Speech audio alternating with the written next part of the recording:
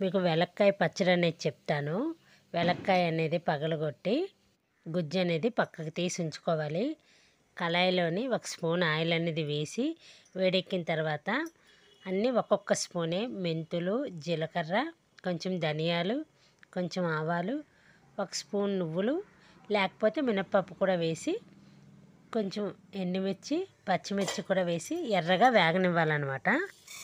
ఈ పచ్చడికి పచ్చిమిర్చి, ఎండుమిర్చి అనేవి కొంచెం ఎక్కువే పడుతుంది. ఎందుకంటే వెలక్కాయ అనేది పులుపుగా ఉంటుంది.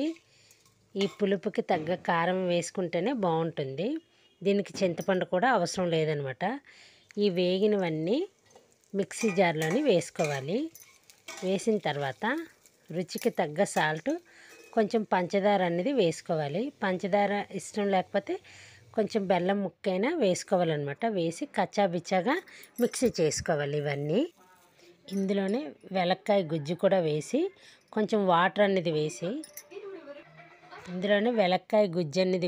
కొంచెం వాటర్ అనేది వేసి మిక్సీ పట్టుకోవాలన్నమాట. వాటర్ వేయకపోతే మిక్సీ అనేది తిరగదు.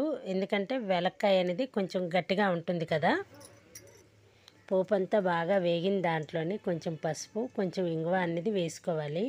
ఇవన్నీ బాగా వేగిన తర్వాత మనం పచ్చడి అనేది వేసి 2 నిమిషాలు బాగా మగ్గనివ్వాలన్నమాట. ఎందుకంటే ఇందులో వాటర్ వేసి మనం మిక్సీ పట్టుకున్నాం కదా, వాటర్ అనేది ఉంటే పచ్చడి అనేది నిల్వ ఉండదు.